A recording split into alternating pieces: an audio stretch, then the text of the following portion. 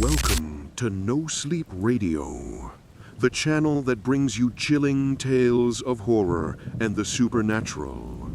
We hope our stories give you moments of relaxation and help you stay focused as you work or unwind. Today's episode features a story submitted by one of our listeners. The story is titled, "The Strange Rules of Working as a Zoo Employee." My name is Marcus Chen, 28 years old. If anyone asked me what my life was like back then, I could sum it up in 2 words: stuck fast. I had graduated with a degree in psychology, but a good enough diploma didn't help me pay off the tens of thousands in student debt. I worked all sorts of odd jobs, making coffee, waiting tables, data entry, but none of them lasted long. When my mother was diagnosed with heart disease and needed regular medication, the weight of it all pressed down on me until I could barely breathe. That night, I scrolled through job postings in desperation. Then a line of text leapt off the screen. Hiring, night guard at Versa Zoo. Salary, $4,200 per month. Requirements, good health, patience, absolute compliance with rules. I read it over and over. $4,200. It seemed suspicious. Far too much for babysitting cages, right? But with my stomach empty and bills piling up on the table, logic had no say left. I clicked apply almost instantly.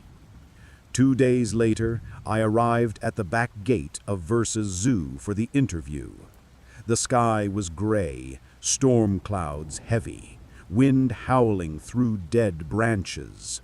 The Versa Zoo sign was peeling, a relic of past glory, abandoned for years. A tall man greeted me.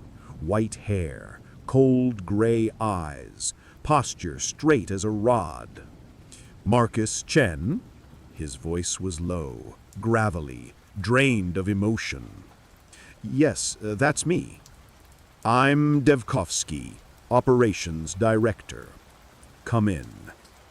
His office was deep inside an old building. Fluorescent lights flickered above. The carpet reeked of mold. I sat across his massive desk, the ticking clock filling the silence with unease. "You understand why the pay is so high?" His fingers tapped the wood. "I thought it was because it's the night shift," I stammered. His mouth curled. Was it a smile or contempt? "No, because this isn't easy work. In the last 6 months, 15 guards have quit. Some didn't get the chance to quit." My heart pounded. I wanted to ask, "What do you mean?" but my throat was bone dry. Devkovsky opened a drawer, pulled out a thick black booklet, 47 pages, and slammed it down in front of me. Bold letters on the cover read, "Rules for Night Guards, version 3.7. Read carefully. Obey absolutely. No exceptions, ever." His voice was like ice. I flipped a few pages, my eyes catching on words scrawled in glaring red. Rule number 1. Do not make eye contact with any animal after 11 p.m. Rule number 2. If you hear laughter from the elephant enclosure, leave immediately and do not return for 2 hours. Rule number 3. If your flashlight dies in the gorilla sector, stand still and count to 100 before moving again. I frowned. Was this a joke? Some kind of psychological test? But Devkovsky's eyes, sharp as blades, froze any hint of laughter in my throat. "You'll have to sign a contract. There's a confidentiality clause worth $500,000. If you reveal anything in this booklet or break the rules, the consequences will not be pleasant. I swallowed hard. That number was so huge I could hardly comprehend it. But then I thought of my mother, the pile of bills, the sleepless nights doing math that never worked out. My hand trembled as I picked up the pen and signed on the dotted line. As the ink bled into the paper, I felt as though I had sealed my own fate. 3 days of training with Mike Harrison passed like a blurred nightmare. He was a man in his 40s, thin, his skin tanned and hardened as if he had lived his whole life in darkness. Dark circles beneath his eyes sank deep like hollow pits. When he first shook my hand, his skin was ice cold, his grip so limp I felt as though I were shaking hands with someone who had long abandoned life itself. "Welcome to hell on earth, kid." That was his greeting. He didn't smile. By day, Versa was just a normal zoo. Sunlight, children's laughter, the scent of popcorn mixed with animal musk in the air. But when dusk fell, something changed. I couldn't pinpoint exactly what, only that every detail turned wrong. The golden light of late afternoon thickened into a burnt orange, coating everything like rotting paint. Birdsong faded, replaced by a silence so heavy your brain tried to fill it with imagined whispers. Mike showed me the patrol routes, how to lock the gates, the camera system.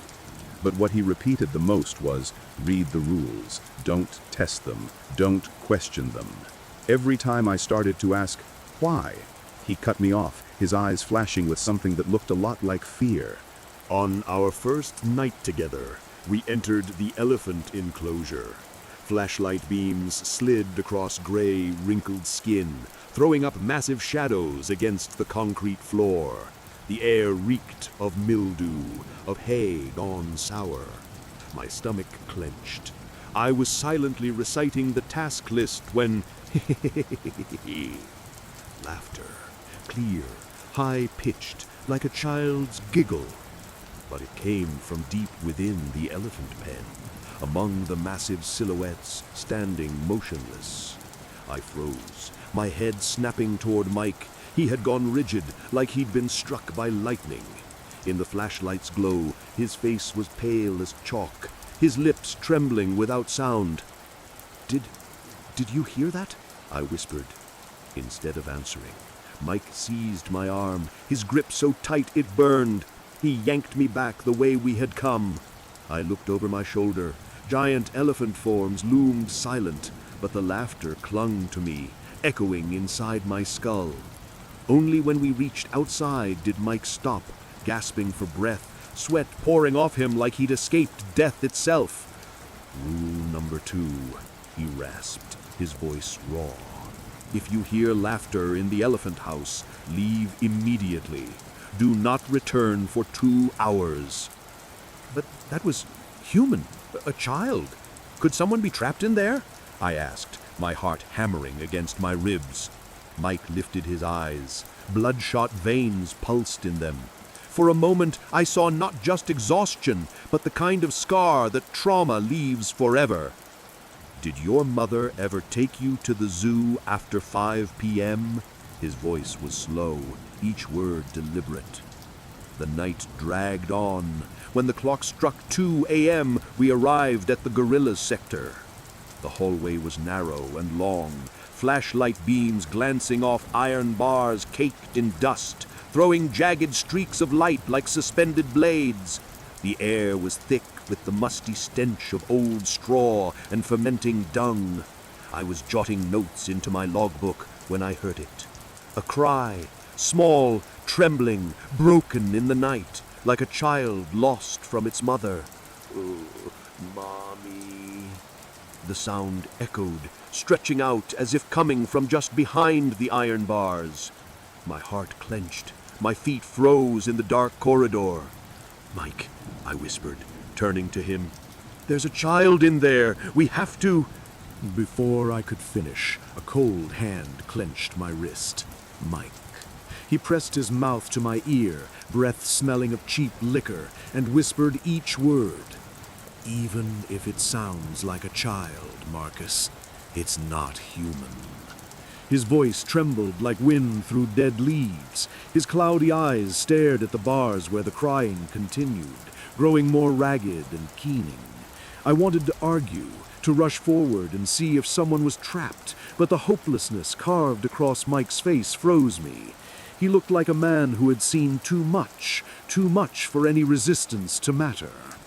We retreated. The crying followed, becoming stranger by the second, warping into a jagged, guttural melody, as if its vocal cords were not made for a human throat. Back in the guard room, Mike didn't speak. He opened a drawer, pulled out a cheap bottle, and took big swigs, trying to wash the memory down.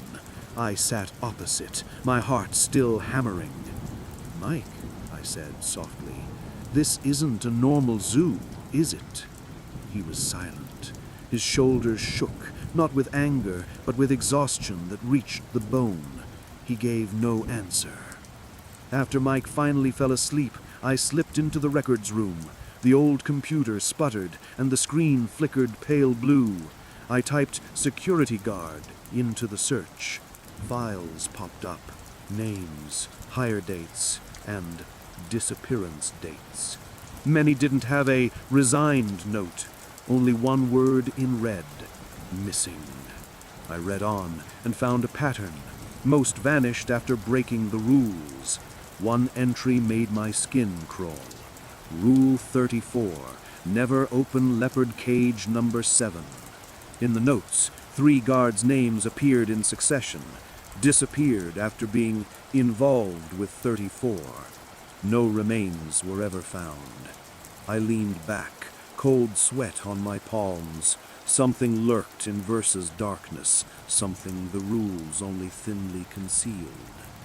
I had been sitting in the guard room for hours, eyes glued to camera feeds when it came. First, as a faint feeling, like somebody's fingers brushing the nape of my neck. Then the security speaker whispered, weak, laced with static, as if muffled by tape. For a moment I thought I was hallucinating. Then it spoke my name. Marcus. My heart skipped. The voice bleeding through the speaker, fragments of a past, was Srakim, my college friend who'd been committed to a psychiatric hospital after vanishing one night for no reason. I remembered his wild laugh, the stories he told when drunk. But he'd been gone for so long. I'd even attended a funeral that felt like it had never happened. "Marcus, don't trust them. Save us." The voice splintered like breaking glass. I heard both a plea and a warning. My hand shook as I grabbed the mouse, trying to trace the source of the audio. Camera 23. I opened the feed. The screen showed a dark corridor, but after a few seconds, the image warped. Frames were obscured, as if someone had deliberately marked a forbidden zone with a layer of interference. I rewound. In a corner, a face, or something like a face, flashed for less than a second, then vanished as if it had never been. The audio was crushed. Breaths and cries dragged beneath the surface. I zoomed in. At the edge of the camera feed was an embedded clip, file name, restrictedgen23.bin. I couldn't recall seeing that file before. I clicked it. The screen jolted. A blue wash filled the display like spilled ink. Then the image cleared. A sealed room, cold white light, glass enclosures, and the curled shape of a body on the floor. My throat went dry. In one frame, a hand reached toward the lens, lips moving with no sound. Then, like a blur, Srakim's face, identical to him, flickered on screen, eyes wide, lips trembling. Marcus. Help. I pulled my hand from the mouse. My heart pounded so hard my ribs hurt. Cold sweat pooled at the back of my neck. A new fear gripped me. How could Srakim be speaking through the zoo's camera system?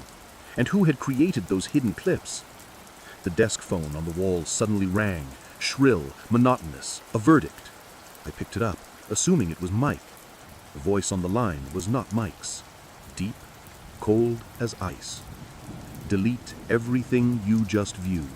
Erase the file restrictedgen23.bin and never speak of Genesis Corporation. If you want your family to remain intact, you will cooperate." The room's air seemed to be sucked out. I looked around, the door locked, the monitors still flickering. My breathing was loud enough to fill the building. Who's watching me?" I croaked into the handset. The man's voice cut in without an ounce of mercy. "We know where your mother is. We know what she looks like. One wrong move, and we will begin working on the people you love." The world spun. The images of the lab earlier, Rakim's hoarse voice, the threat snapped together into a single picture. I was not safe anywhere. For a few seconds that stretched like an eternity, I tried to think it through. Do they have cameras in my living room? Can they send photos? Can they hear through my mic? Maybe they've been watching me since I applied. Maybe the black booklet wasn't meant to protect the animals at all, but to keep staff from uncovering something. I shut off camera 23, my hands shaking so badly I could barely type. I wanted to delete, erase everything, but I was afraid touching anything would alert them to what I was doing. I thought of my mother, her face while she slept, her quiet cough. They said, "We know her location." They were not joking. I stood and crept to the door, peering through the crack. The corridor beyond was a black well with no bottom. Every sound now stretched out like a century to me, the HVAC humming, distant footsteps of maintenance, my own heart pounding. I couldn't call the police. The contract had that confidentiality clause, the monstrous fine. I wouldn't let my mother be dragged into this because of some stupid decision I'd made. But I couldn't unsee what was in that file. Srakim pleading, the experiments, the glass enclosures. I bent back over the screen once more, saving what I'd seen, out of habit, like a cursed man writing his own will. I sat down, and for the first time since this began, my blind panic hardened into a cold resolve. I had to find out what Genesis Corporation was. But for now, I had to keep my mother safe. I had to act smart. I would pretend to cooperate, at least until I knew who they really were. When I set the phone down, the screen went black. The guardroom cameras kept turning in silence, anonymous eyes recording everything I did. And out there, somewhere in the zoo's darkness, the sound, whether laughter or crying, rose again, fragile, relentless, leaving one enormous question hanging over this zoo. That night, the wall clock ticked over to 3:17 a.m. when the phone in the guardroom began to ring. Ring, ring, ring, steady, cold, pounding straight into my skull. I hesitated. At that hour, no one called unless it was an emergency. I picked up, heart racing. Hello?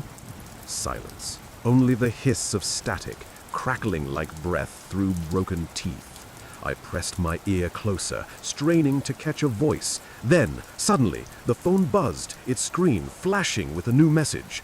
A photo appeared. It was my living room, the old wooden table, the sofa, the dim yellow lamp. The angle was from the hallway, right across from my mother's bedroom door.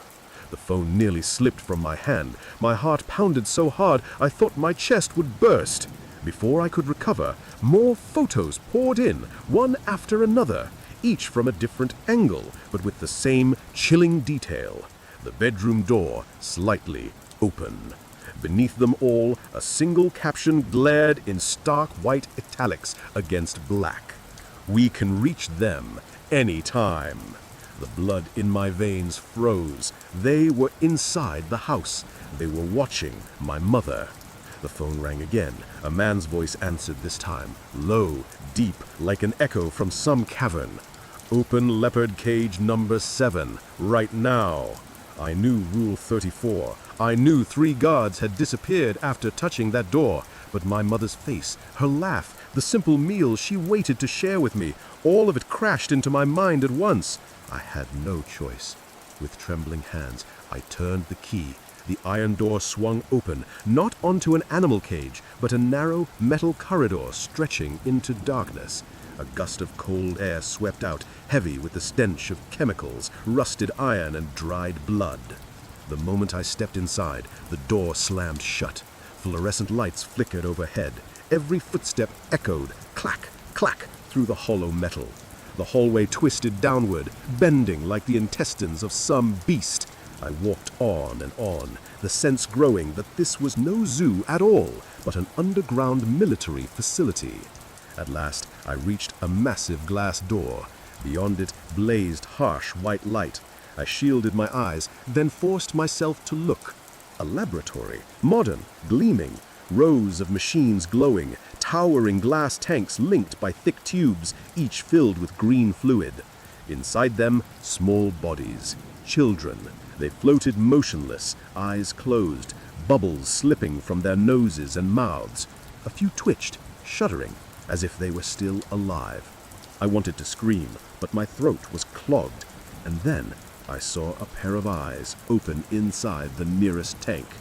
A little girl, 7 or 8 years old, long hair falling loose, skin pallid. She opened her eyes and looked straight at me. Those eyes were full of desperation and pleading.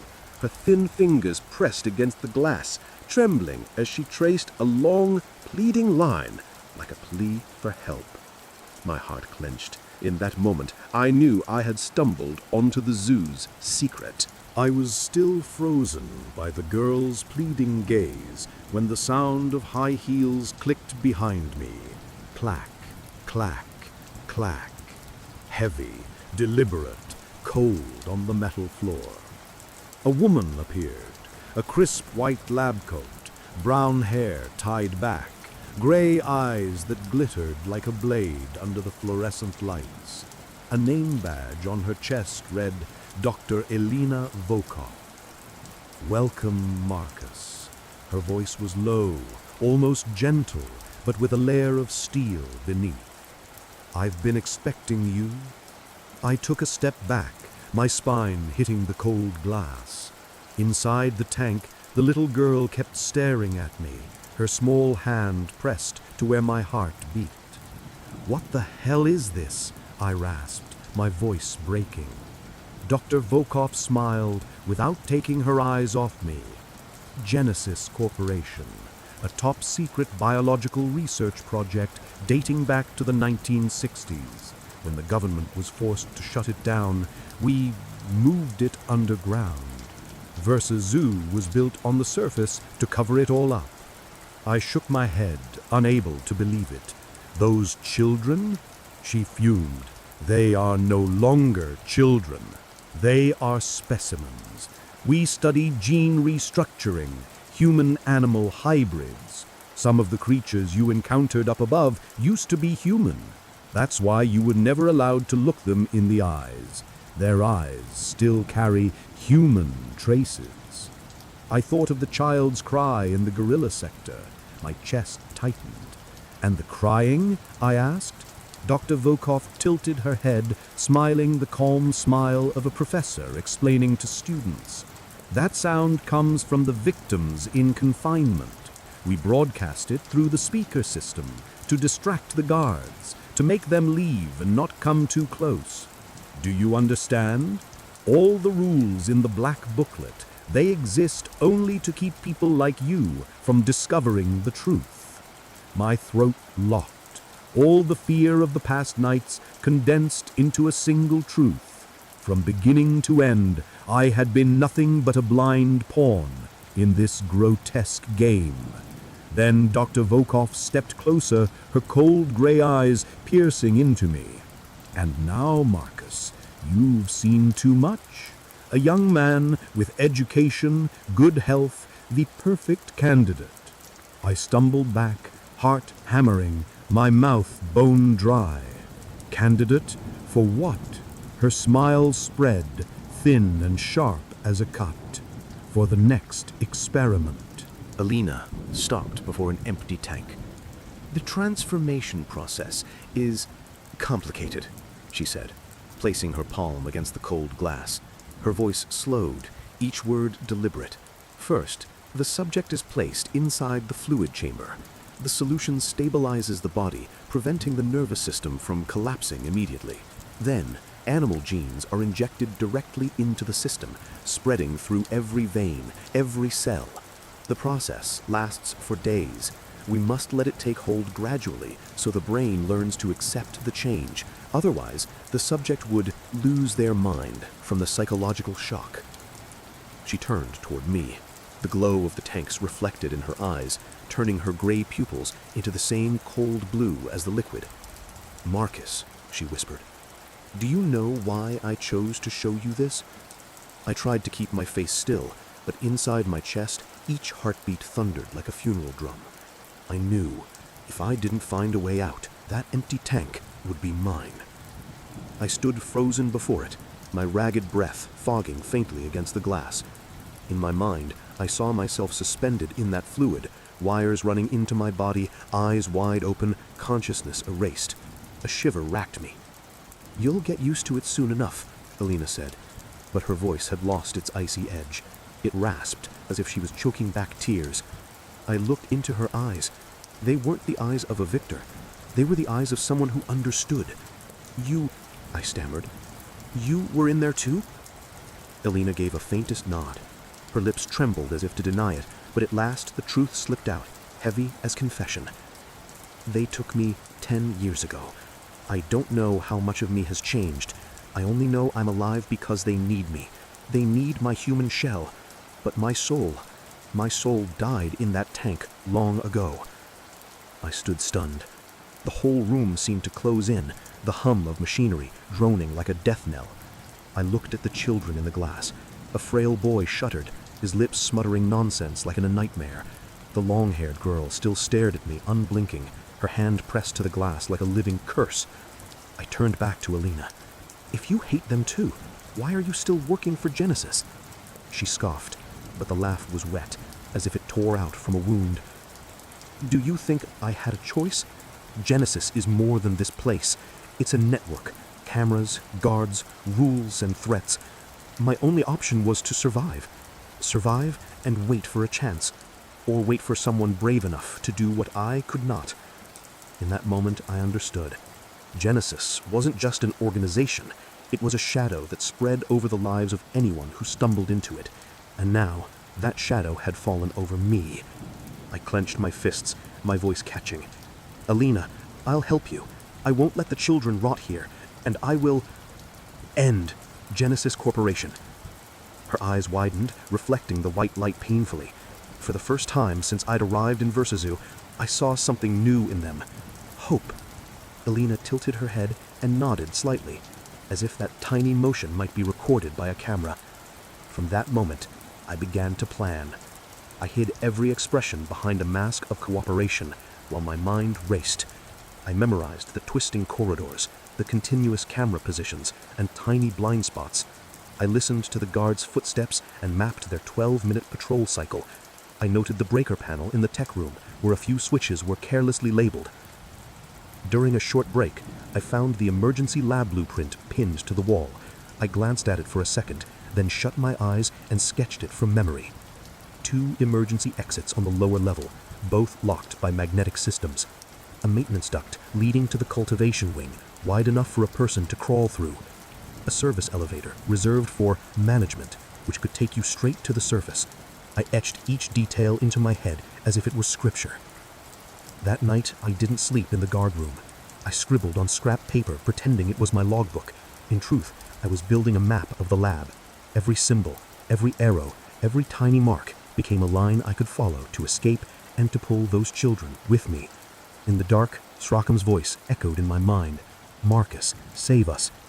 And the little girl's cry from the glass tank wrapped around me like the hand of a restless ghost. For the first time since I set foot in Versazoo, I no longer saw myself as prey. I wanted to be the hunter. I don't know. I'll update if I survive. And that concludes today's story. We wish you a relaxing time and a productive day ahead. If you enjoyed the story, please support us by hitting the subscribe button and leaving a like, so you won't miss any of the upcoming tales from No Sleep Radio. See you again